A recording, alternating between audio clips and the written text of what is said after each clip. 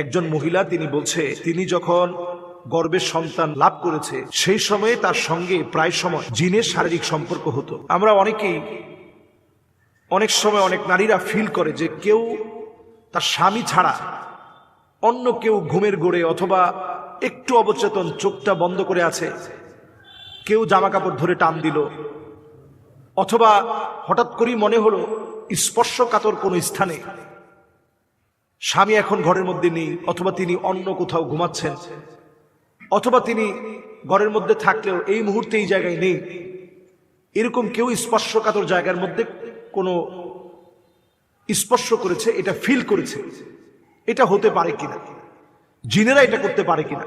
হ্যাঁ, এক্ষেত্রে এটা 100% সত্য, জিনেরা এটা করতে পারে। এবং জিনদের মধ্যে যারা দুষ্ট প্রকৃতির তারা মহিলাদেরকে খুব খেয়াল রাখে যে মহিলারা যখন চুল ছেড়ে ঘুমায়, এটা খুব ভালোভাবে আমাদের খেয়াল করা উচিত। একেবারে আপনি যখন চুলগুলো ছেড়ে ঘুমাচ্ছেন, মাছের হাড় কাটা অথবা মুরগির হাড় এগুলো সব আপনি ফেলে দিলেন পানির মধ্যে ফেলে দেওয়ার পর আপনি এবার যখন জিনের খাবারের মধ্যে আপনি পানি ঢেলে দিলেন, সে যখন খেতে পারল না, প্রকারান্তরে সে আপনার ক্ষতি করার চেষ্টা করবে। খুব স্বাভাবিকভাবেই জিন আপনার ক্ষতি করবে। এই যখন ক্ষতি করার চেষ্টা করবে, ধরেন অনেক সময় স্বামী কাজটা করেছে, পানি ঢেলে দিয়েছে, জিনের কাছে খুব খারাপ লাগলো, বিরক্ত লাগলো যে আমার খাবারটা নষ্ট করলো। স্বামী আবার ওই দিন সুন্দরভাবে ফজরের নামাজের পরে সূরা ইখলাস পড়েছে, ফালাক পড়েছে, নাস পড়েছে, এরকম 3 বার পরে শরীরটাকে বন্ধ করে নিয়েছে। কিন্তু স্ত্রী তিনি এখন হায়েজা অবস্থায় আছে, অসুস্থ অবস্থায় আছে, তিনি কিছুই পড়তে পারেন। চুলগুলো একেবারে খোলামেলা রেখে সতরটা অনেকটা বের করা, কারণ মহিলাদের ঘরের ভিতরে তো স্বামীর সামনে অনেক ধরনের পোশাক পরা যায়, কিন্তু আপনি এই জাতীয় পোশাক পরে রাখলেন। একদিকে আপনি হায়েজা অসুস্থ অবস্থায় আছেন, অন্যদিকে আপনি ছোটখাটো পোশাক পরলেন যে আপনার স্বামী দেখলে আপনার স্বামীর চোখে ভালো লাগবে, এই জন্য আপনি পরলেন, খোলামেলা একটু ড্রেস পরলেন। আবার চুলগুলো এলোমেলো আপনি একেবারে খোলা রেখে আপনি ঘুমিয়ে পড়লেন। এই যে অবস্থার যখন সৃষ্টি হয়, তখনই দুষ্ট জিনেরা এসে আক্রমণ করে এবং আপনার ক্ষতি করার চেষ্টা করে। কারণ ওই অবস্থায় আপনি আল্লাহর নামটা, বিশেষ করে আয়াতুল কুরসি আপনি পড়েন না। আয়াতুল কুরসি কিন্তু পড়া উচিত, দোয়া হিসেবে আমরা পড়ি না। এবং প্রতিনিয়তই ওই সময় লা হাওলা ওয়ালা কুওয়াতা ইল্লা বিল্লাহ পড়া উচিত, আমরা পড়ি না। বিভিন্ন দোয়াগুলা পড়া উচিত, আমরা পড়ি না। আমরা মনে করি আমরা হায়েজা অবস্থায় আছি, এই সময় দোয়া পড়বো কেন? দোয়াগুলা প্রতিনিয়ত আপনার পড়া দরকার, নিজের সেফটির জন্য প্রতিনিয়ত পড়া দরকার। যখন না পড়ে, আমি এই সাক্ষাৎকার যতটুকু আমার দেখার সুযোগ হয়েছে, আমি অবাক হয়ে গেছি একটা জিন মানুষকে কতটা কষ্ট দিতে পারে। তবে এই ক্ষেত্রে আমি একটা বিষয় পরিষ্কার বলতে চাই যে আন্নাল জিন্না খলাকাহুল্লাহু মিন নার, আল্লাহ রাব্বুল আলামিন জিনদেরকে সৃষ্টি করেছেন আগুন থেকে। বাইনামাল ইনস কাদ খালাকা মিন তিন, মানুষকে আল্লাহ রাব্বুল আলামিন সৃষ্টি করেছেন মাটি থেকে। ওয়ালা ইউমকিনু আইয়াতি মিনহা, এটা কোনোভাবেই সম্ভব না, আইয়াতি মিনহুমা খালকান তাজতামিউ ফীহি সিফাতুল ইনস ওয়াল জিন, এরকম কোন সন্তান জন্ম নিবে না যার মধ্যে মানুষ এবং জিনের উভয়ের কিছু বৈশিষ্ট্য ঢুকে গেছে, এরকম কোন বাচ্চা জন্ম নিবে না। এজন্য আমি ওই বোনকেও জানাতে চাই, যিনি এই এপিসোডটা ছেড়েছেন, তাকেও জানাতে চাই এবং দর্শকদেরকেও এটা শুনিয়ে দিতে চাই যে আপনার গর্ভে যে বাচ্চা, ওই মহিলা বলতেছে যে আমার পেটের বাচ্চাটা কি আমার স্বামীর না জিনের? জিনের পক্ষ থেকে বাচ্চা হওয়া এটা একেবারে অসম্ভব।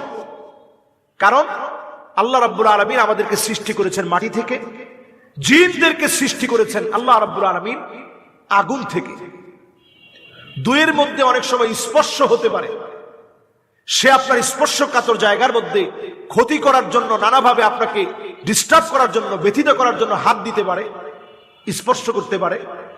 এতে করে আপনি ঘুমের মধ্য থেকে যখন জাগ্রত হলেন, স্বাভাবিকভাবে কিছু দৃশ্য আপনার কাছে এমন মনে হতে পারে যে কিছু একটা হয়েছে, অথবা সে অন্য কোনোভাবে তার নিজস্ব হস্তবৈঠনের মধ্য দিয়ে, তার মাস্টার বেশনের মধ্য দিয়ে সে তার নিজের যৌন চাহিদা চরিতার্থ করতে পারে ভিন্নভাবে। আপনি ঘুম থেকে উঠে দেখলেন আপনার চারপাশে কিছু আলামত, কিছু দৃশ্য দেখে আপনি মনে করলেন যে মনে হয় আমার সাথে শারীরিক একটা সম্পর্ক হয়েছে। আসলে কোনো শারীরিক সম্পর্ক জিন এবং মানুষের ভিতরে একেবারেই সম্ভব না। এবং পরের কথাগুলো একটু আপনি খেয়াল করেন, মুশিরান ইলা আল্লাহ ইউজাদ নাউউন সালিস, তৃতীয় কোন প্রকার জিন আর মানুষের সমন্বয়ে সহবাসের পরে বাচ্চা হবে এমন কোন সৃষ্টি আল্লাহ রাব্বুল আলামিন দুনিয়ার বুকে সৃষ্টি করেননি। বাইনান নারিয়া ওয়াত তিনিয়া, যেটা আগুন আর মাটির মধ্য দিয়ে আল্লাহ তাআলা বানাবেন এমন কোন সৃষ্টি আল্লাহ রাব্বুল আলামিন করেন নাই। কাজেই আপনি যদি মনে করেন যে সহবাস হয়েছে তার সাথে কুরুচিপূর্ণ আচরণ হয়েছে, না, বরং স্পর্শ করেছে এইগুলো থেকে বাঁচার জন্য। এবং ওই বোনটা বলতেছিল কখনো কখনো সে দেখেছে তার সন্তানের আকার ধারণ করে মায়ের সঙ্গে খারাপ দৃষ্টি দিয়ে, লোলুপ দৃষ্টিতে মায়ের গায়ে হাত দেওয়ার জন্য এসেছে। এটাও দুষ্ট জিনদের দ্বারা সম্ভব, এটাও দুষ্ট জিনদের দ্বারা সংগঠিত হওয়া সম্ভব। যখনই এই জাতীয় কর্মকাণ্ড সংগঠিত হবে তখন আপনি আল্লাহর কাছে এই বলে দোয়া করবেন যে আল্লাহ, আপনার শক্তির চাইতে আল্লাহ জিনের শক্তি বড় হতে পারে না, আল্লাহ আপনি হেফাজত করেন। আমি গত কয়েকদিন আগে নাটক গিয়েছি প্রোগ্রামে, আমার অত্যন্ত কাছের সেই ছেলেটা আসার পরে আমি দেখি তার হাতটা ভেঙে গেছে। তো আমি বললাম তোমার হাত ভাঙলো কেমনে?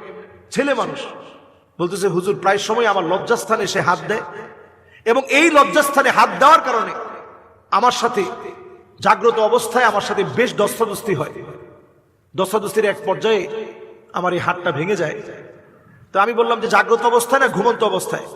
বলতেছে হুজুর আমার কাছে মনে হচ্ছিল জাগ্রত অবস্থায়, আবার আমি সেই সময় ঘুমায়ও ছিলাম, ঘুমের মধ্যে একটু অবচেতন হয়েছি, এমন একটা সময় এই ঘটনা ঘটেছে। এরপরে তার হাত ভেঙেছে, আমি আমার নিজের চোখে দেখছি, একেবারে ব্যান্ডেজ করা, এবং দৃশ্যগুলো আমাকে দেখিয়েছে। তো এই জাতীয় কর্মকাণ্ড হতে পারে। তারা অনেক সময় বিভিন্ন আকার আকৃতিতে মানুষকে ভয় দেখাতে পারে। এই জন্য আমরা যখন ঘরে প্রবেশ করব আমরা সালাম দিয়ে প্রবেশ করব, আসসালামু আলাইকুম ওয়া রাহমাতুল্লাহ বলে আমরা প্রবেশ করব, বিসমিল্লাহির রহমানির রহিম বলে প্রবেশ করব। ঘর থেকে যখন বের হব তখন আমরা বিসমিল্লাহি তাওয়াক্কালতু আলাল্লাহ বলে ঘর থেকে বের হব। আমরা যখন খাবার খাবো, কাটা হাত এগুলো সব আমরা অন্য জায়গায় ফেলবো, আলাদা রেখে দেব। প্রয়োজনে আমরা একটা পলিথিনের মধ্যে আমরা দিয়ে রাখবো। ময়লাওয়ালার কাছে যখন, ঢাকা শহরের মানুষ তো বাড়ির উঠানে রাখার কোনো সুযোগ নেই, আপনি ময়লাওয়ালার কাছে যখন দিবেন তখন আপনি সুন্দর একটা প্যাকেট করে ঠোঙায় আবদ্ধ করে আপনি দেওয়ার চেষ্টা করেন। আমার আব্বা প্রতিনিয়ত এই আমলটা করে। নামাজের জন্য যখন বের হয় আব্বা সাথে করে এই কাঁটাগুলো নিয়ে যায়, এবং কুকুর বিড়ালকে দেখে এই কাঁটাগুলো আব্বা খেতে দেয়। এজন্য আমরা যখনই এগুলোর মধ্যে পানি দিয়ে দিব তারা আমাদের উপর রাগান্বিত হবে। পাকঘরে যতক্ষণ আপনি থাকবেন একটু দোয়া পড়তে থাকেন। পাকঘরে প্রবেশের সময় আপনি বিসমিল্লাহ বলে প্রবেশ করেন। যখন একটা বিছনা একেবারে খোলামেলা পড়ে আছে আপনি একটু ঝেড়ে নেন, বিসমিল্লাহ বলে একটু ঝাড়া দিয়ে নেন।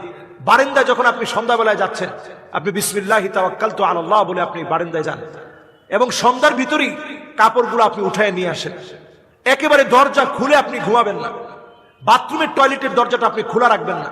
ঘরের মধ্যে আপনি বাচ্চাদের ছোট ছোট কমোডের মধ্যে পেশাব জমিয়ে রাখবেন না। ঘরের ভিতরে আপনি ছবি রাখবেন না, জুনজুনি রাখবেন না, এমনকি ঘরের ভিতরে বাঘের চামড়া, হরিণের চামড়া এগুলো রাখবেন না। ঘরের ভিতরে আপনি বিভিন্ন রকমের আওয়াজ হয়, জুনজুনির আওয়াজ, পুতুল, এগুলো আপনি ঘরের ভিতরে রাখবেন না।